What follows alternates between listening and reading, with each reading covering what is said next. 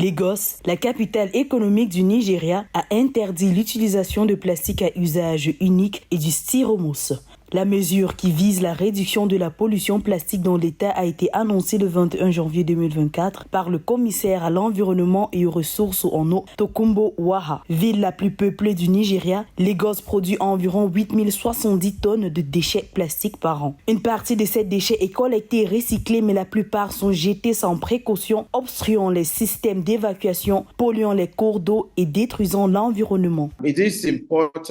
Au fil du temps, nous avons pu faire des tonnes et des tonnes de stockage de plastique. Comment se débarrasser de ces plastiques dans des caniveaux, dans nos vagues d'eau? Nous avons pu contribuer à notre propre petit quota de récupération de ces plastiques dans la chaîne d'utilisation qu'est le recyclage.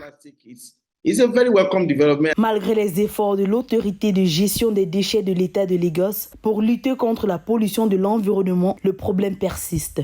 Et pour garantir la mise en œuvre et l'application de cette nouvelle mesure, Tokunbo Wahab, commissaire à l'environnement et aux ressources en eau, a appelé les agents de Kick Against Indiscipline. C'est une unité d'application de la loi environnementale créée en novembre 2003 par le gouvernement de veiller à l'application stricte de cette mesure. Il est important que nous fassions tous des commentaires sur le danger que présente la solution plastique pour nous tous. L'interdiction de ce plastique à usage unique est un développement très bien accueilli.